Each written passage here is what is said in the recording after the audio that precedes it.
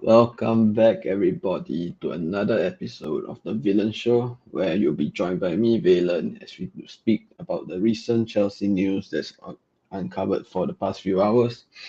So, yeah, let's have a go, let's have a look and see what currently is happening.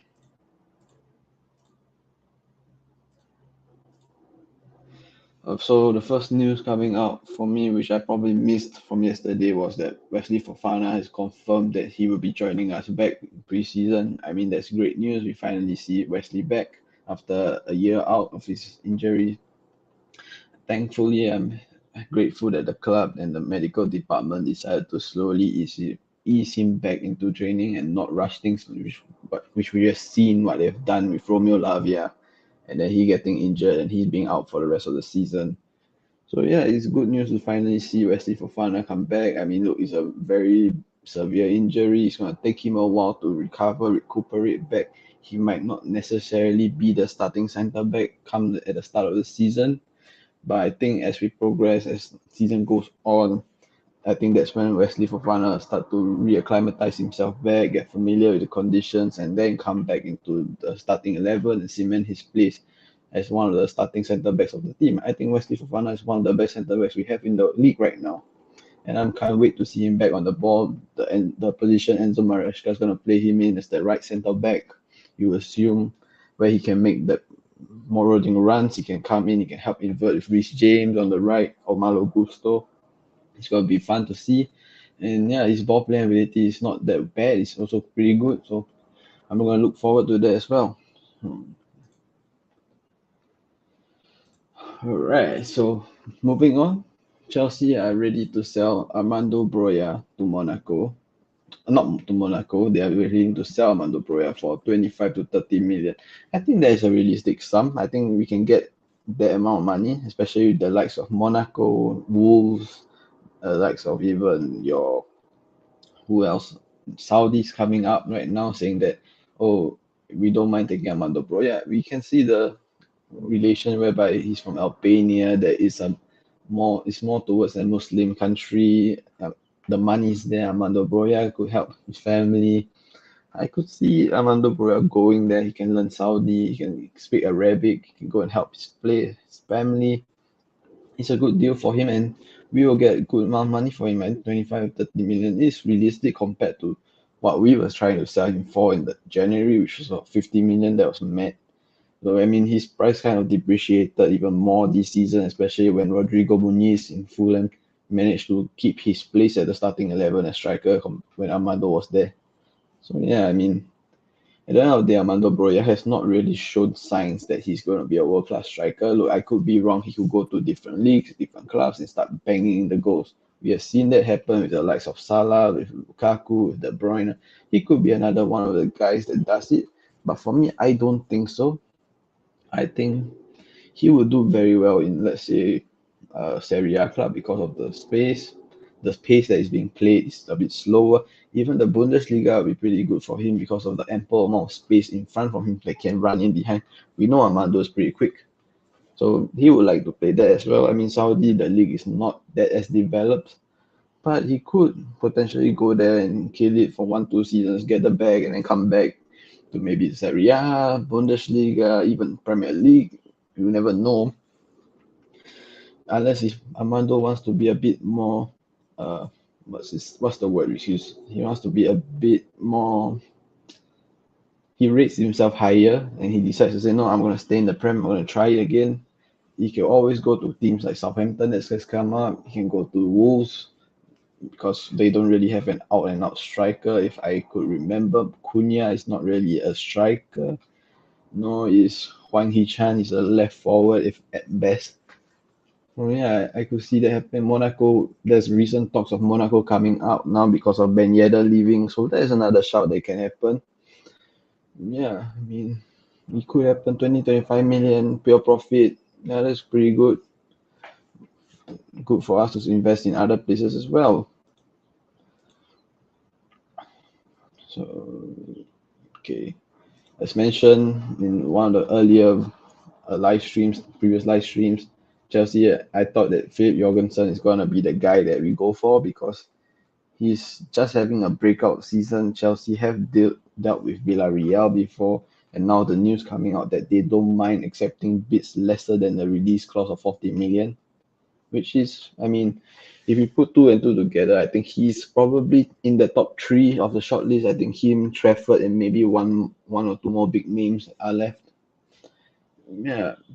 So Jorgensen, I mean, I looked at his videos, his compilation videos, of course, and I saw that, yeah, okay, he's pretty alright. Some people have reservations because of his height. They are scared that it might be like Kepa 2.0.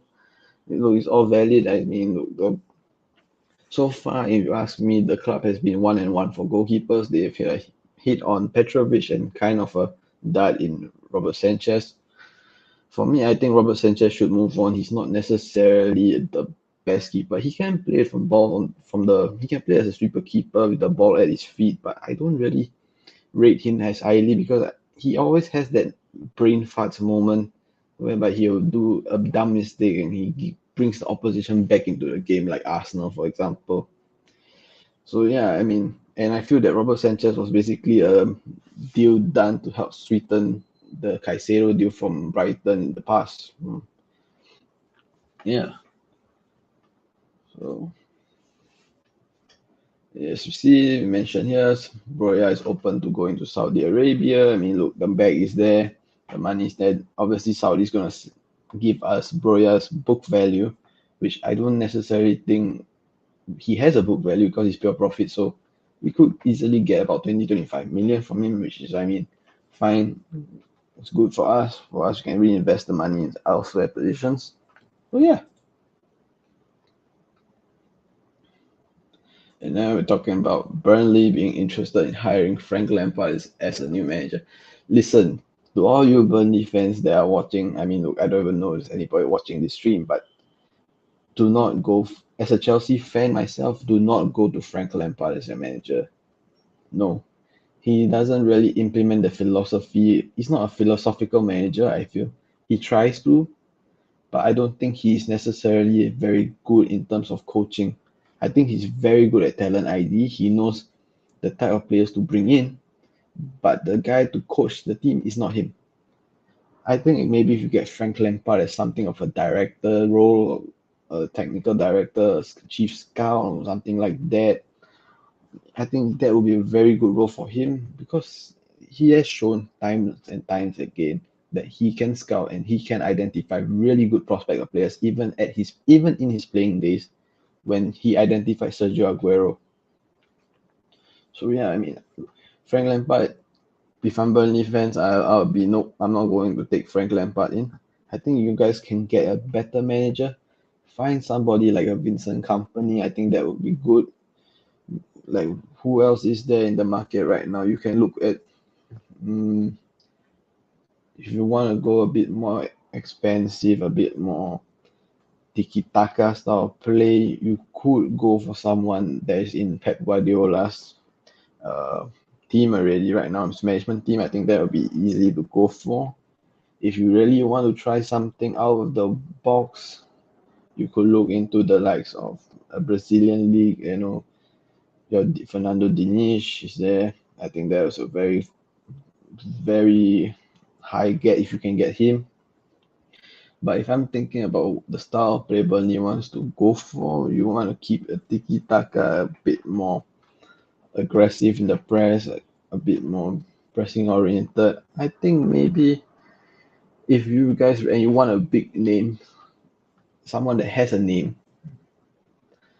If you ask me, the likes of maybe a Cesc Fabregas would be good. I don't know if he wants to come in because he's gonna playing Como. So yeah, maybe looking at that, you can look at Arteta's team. I don't know. You want to bring someone there, or maybe appoint the likes of Rob Edwards. That would be a cool appointment, but I don't think Luton wants to part ways with him. So yeah, I'm thinking for a type of manager, what would Burnley want? Because look, Liverpool's backroom staff that are leaving the club, Pat Linders is gone to some, I think Salzburg, is it? Yeah, so there are a few guys that you might want to look at.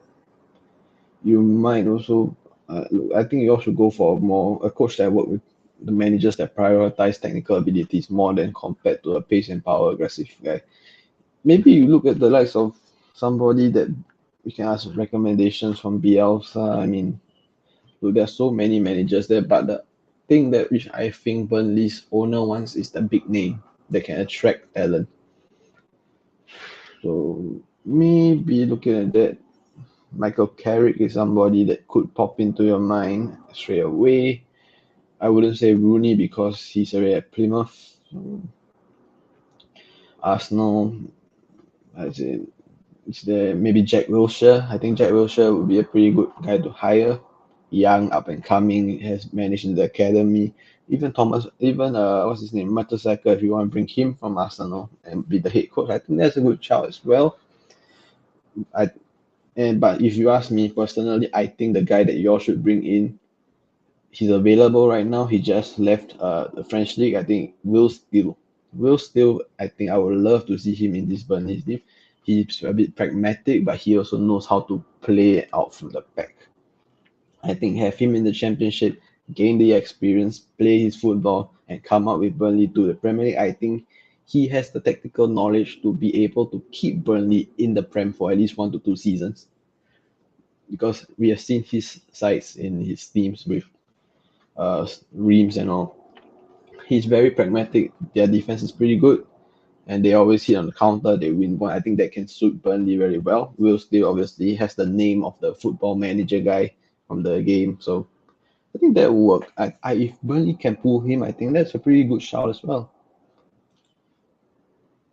All right, so now everybody's come here for the big news. Victor Osimhen, Baby Drogba, that's what they like to call him. And I mean, for the past whole season, we have been being briefed that Chelsea wants Victor Osimhen. Victor Osimhen is Chelsea's #1 target. Osimhen wants to come to Chelsea. John Obi Mikel has come up saying that they're talking to Victor Osimhen, Didier Drogba, and Alan is coming out saying that Osimhen to come to Chelsea in the AFCONs. We've seen that, we heard that, we know that Victor Osimhen has been Chelsea's first choice signing. Do I want Victor Osimhen? For me, I would look at the manager and I look at the system that Chelsea is trying to build. Victor Osimhen is a finisher. He's like an Erling Haaland, but a bit maybe like Erling Haaland's an A grade, A plus. Victor Osimhen is probably like an A minus or B plus, that around those kind of stuff. He's very good. He's a clinical finisher. He's not even scared of hitting the ball aerially, which is something that we kind of lack right now, aerial presence in terms of the front line. So yeah. But if you ask me, watching the way we build up our teams, building up, looking at the new manager coming in Maresca, I don't know whether Osimhen is necessarily going to be the guy in his system, especially the amount of money that Chelsea are going to pay, which is easily going to be more than 80 million pounds, not euros, pounds. So yeah, I don't know. I have a lot of reservations. And look, I watch a lot of other YouTubers and their content because those guys have been watching football for more years than me. So I obviously want to learn more about them, like your Rents, your Lee Gunners, your Troops, a few of these guys I'm watching and I'm understanding the game. And yeah, I mean, after watching their videos and understanding Osimhen a bit more, I kind of don't really want him to come to Chelsea. Look, I will fall in love with the narrative of yes, Baby Drogba has arrived, but I don't necessarily think he suits our style of play. Yes, the name and the fear factor will be there with him, but I don't think, because look, Serie A and Lille, I mean the leap to the Premier League is different. It's a whole different beast right there. Will Osimhen be strong enough to hold up the likes of your Lewis Dunks, your what's the name, your Van Dijks, your Konates, your Salibas, Gabriels? He might be able to do that, and he also might not. And I don't think with Chelsea we should be targeting a striker with such a big price tag, because look, history has shown that we tend to struggle when we purchase a big, and it's not really going to help somebody like Enzo Maresca, who's coming in and trying to use Osimhen, and then Osimhen's not coming in to score like 25, 30 goals a season.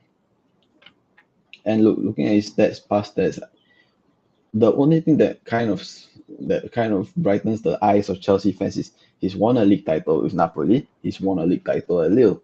look, you can't deny the fact that he's literally a magnet for domestic trophies. He's won both in France, he's won in Italy. Now he might be going back to France, he might be going back to Italy, but I don't want him because of simply his style of play right now. I think we need a striker who can drop deep to help Enzo Maresca's team and implement his style of play, drop in deep, link up play, and then go forward, something which Jackson does pretty well at. So yeah, so if we are not going to go for somebody like Osimhen, I think maybe Chelsea should play a bit smart, look into the market and try to pick out gems here and there instead of going something big. I mean, I'm not too opposed to the fact that if Osimhen comes to Chelsea, I say fine. But for me, I think we need to prioritize in other positions as well, meaning your goalkeeper, your left back, maybe a winger, and maybe a centre. Now, definitely a centre back as well. And Osimhen alone is going to cost so much money, and it might take up the finances needed for other positions as well. I think we could potentially give a miss on Osimhen because the striker market is not necessarily the best right now. So yeah, that's my opinion. I mean, I understand fan bases are going around saying that no, we need Osimhen because he gets you 30, 40 goals. Since I say, okay, I mean, I hear you. We need a striker. We've not had a striker like that since Diego Costa. Okay, yeah, I agree. But for me, it comes down to financially, and especially how we need to be very careful with the way we manage our finances this coming season because look, there's no guarantees we are going to make European football next season under a new and a relatively inexperienced manager. So we need to be making the smart moves, tweaking the system a bit more, finding the gems that we can come in, like your Jacksons, and pulling them in and making them work. I say somebody like Osimhen, I mean, I would like to have Osimhen, but I think he's like a jewelry accessory. He's not the main engine of the team yet. I mean, I get it if you guys don't want, you guys want him. I mean, I won't be hard up on him, but I think we can use the money wiser and spend it on better players in different positions as well, like your Odysseus, who I think is a very easy, good option to go for because I could see Palmer dropping into the 8 role, whereby Caicedo, Palmer is the 8th, and Enzo being the 6th. Then we can have Olise on the right, Mudryk or Nkunku on the left, and then Jackson, maybe another striker, who knows, up front. I think that's gonna be pretty fluid, pretty interchangeable. I like this. I like the sound of things because our Maresca's wingers apparently likes to be the ones that hug the touchline from wide and then maybe come in or stay out wide. I don't think I can see Paul Palmer playing that role, giving a lot of assists, but I think he likes to come in more, and he's not necessarily a guy to beat your man 1v1 from the out wide. So yeah, that's about it. So with Osimhen now out of the news, so another big striker that fans have been crying out for recently have been Benjamin Sesko. So recently we have been seeing news right now that Benjamin Sesko has reportedly agreed and said yes to Arsenal Football Club. And thank you, Arsenal. I hope you guys get this deal done because I don't want him at Chelsea one bit. Look, again, I mentioned this right now. He's young. We already have a young striker in Nicholas Jackson. I don't need another guy here to babysit. In fact, if anything, I don't mind promoting the likes of Dacho Fofana, even David Washington into the team. I say, look, if Enzo Maresca proves us wrong, and I'm really impressed, I say yes, we can, as a gift from getting Champions League football, maybe then, because Osimhen's contract will have gone down a year or something like, or another quality striker exposes himself, we can go get them. But Benjamin Sesko, I don't think he's necessarily good because what we want in a striker is a guy that can drop in and link up play and go forward, move the channels, run the channels. What I've seen from Benjamin Sesko is that he is relatively a poacher, a more fox in the box. He's like if as long as the ball comes in the box, he's more likely than not to score the goal. And I mean, 45 million release clause, again, dealing with Leipzig. Look, Nkunku hasn't really worked out, and I rate Nkunku a lot. For me, let's take a step back and not deal with Leipzig again for a while. And I have my reservations in him because look, I watched a few Leicester City fans and watched Enzo Maresca speak as well. He don't necessarily like a tall target man striker, if you may call. He likes his strikers to be nimble, link play, comeback, drop in. I could see Chelsea potentially going for Julian Alvarez. I think that would be a much better suited player for the system. But alternatively, you can argue and say, oh, there's height issues. We are 18 or we are 15 in the league when it comes to the highest average in height. We are quite low. Maybe the owners are looking at that. Maybe the director are looking at it saying, yes, we might need a bit of height in the team. That's why Šeško is coming in. I don't think he necessarily. I think there's more cons than pros to having Šeško right now. In fact, if you're going to go with Šeško, I think you keep Jackson and you promote the likes of Datro Fofana or David Washington into the first team. And then we use that and we look at the team and we say, okay, what can we help? How can we build the team on? We give them game time. We are showing young players, young prospects from all over the world that say, look, we're Chelsea Football Club. We may not be good, but we are giving youngsters chances. It could attract more players like your Esteval Williams, your Kendry Paez, because they are seeing it as like, okay, it's not totally just sign a player and get rid of them. Yeah. I'm looking at it, I'm just like, yeah, it's not so bad. For me, I don't want Šeško. I think if Arsenal get him, they're making a big mistake. Because, I mean, what is there? I mean, he's not going to necessarily be scoring 20 goals a season, right? And let's not forget, he ended the season really good, but the season is not just 7 games. He scored, I think, like 7 in 9 games or 7 in 7. I don't know. I think that's roughly the stat going around with Šeško. I mean, it does make sense with Arsenal a bit because when it comes to the latter end of the season, they have kind of fumbled that part, so they might want a striker that can hit form during that period. So, I mean, it could make sense for them, but Arsenal fans don't rate him as well. I mean, look, I watch Liga, so yeah, I see him, I see Northside. It is what it is. Some of them don't really necessarily like him as much. I don't disagree. I think we don't need a Šeško because Jackson does the job well enough. And if we're going to get a striker, we have to get a striker better than Jackson, which means he has to be able to do the fundamentals, which Jackson does, and also score the goals because Jackson clearly has issues scoring goals at times. So yeah, that's my opinion. I don't think I really hope Arsenal, please take him off our hands, please take him off the market. I don't want Šeško, you can have him. I'd rather us go for the likes of your Ivan Toney's more than a Benjamin Šeško. I think we should just give the likes of Datro Fofana a chance. I said, yeah, there's nothing wrong with it. I think just give it to him. Because you know Chelsea and our luck when it comes to strikers, right? I said, let's just use the money for something else. Maybe bring in a Lise or bring in a proper left back or bring a really good goalkeeper, centre half. I think that would be good. I mean, you're saving at least 80, 90 million if you go for Oshima, or you're saving 50 million if you go for Šeško. I think Datro Fofana is good enough. Let's not forget, Enzo Maresca is a coach. He will coach the living crap out of the strikers that we have right now. So your Datro Fofana is going to learn, your David Washington is going to learn, your Nicholas Jackson is going to learn. So yeah, I'm just thinking of my son. I say we don't need Benjamin Šeško. If Osimhen is available and the club goes for him, I don't blame them because of his proven CV. But I have my reservations as well. Initially I also wanted Osimhen until I started watching more videos about what fans are saying. My ideas started tweaking a bit, my opinions started shifting, and then I watched the AFCONs. He didn't really set the world alight for his country, and I mean, you are the main guy, and you couldn't do that, so yeah, it's a bit of issues right there. Is there any other news coming out at Chelsea right now? Let me have a look. Oh, I forgot about one more news. I forgot, it was in my thumbnail, right? So Chelsea does currently not want Mr. Enzo Fernandez to go to the Olympic Games. They want him at preseason with the new head coach. Good. Yes, that's what Chelsea should do.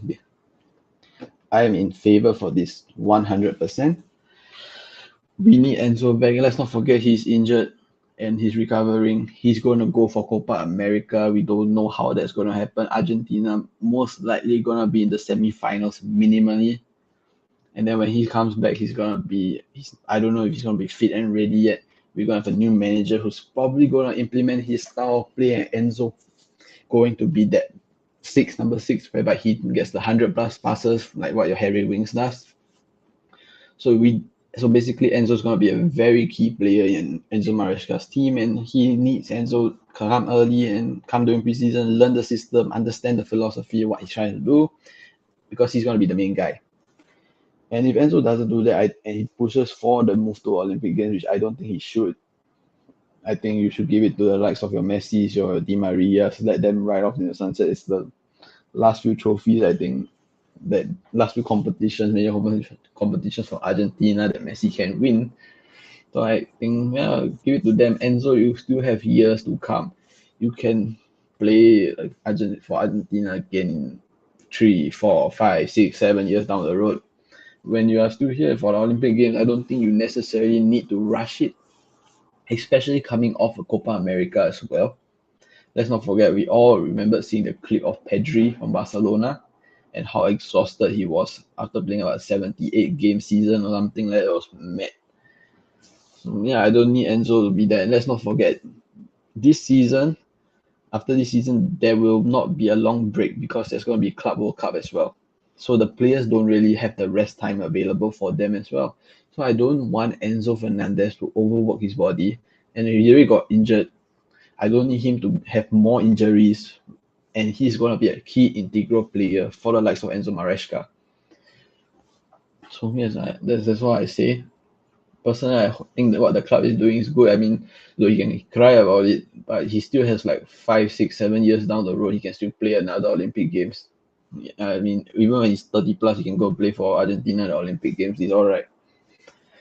Yeah. So Enzo Fernandez, don't push yourself too much at such a young age and get your body breaking down early. We don't need that to happen.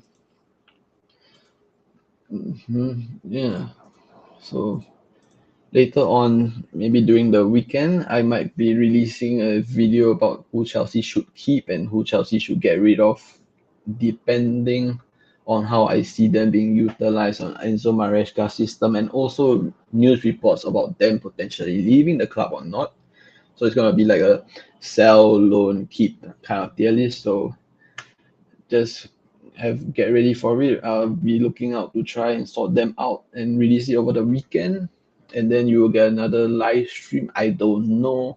I might be doing a watch along for the 5v5 matchroom boxing event with matchroom against Queensbury. Look, my favorite fighter, Deontay Wilder, will be fighting on that card. I'm going to be watching that for sure.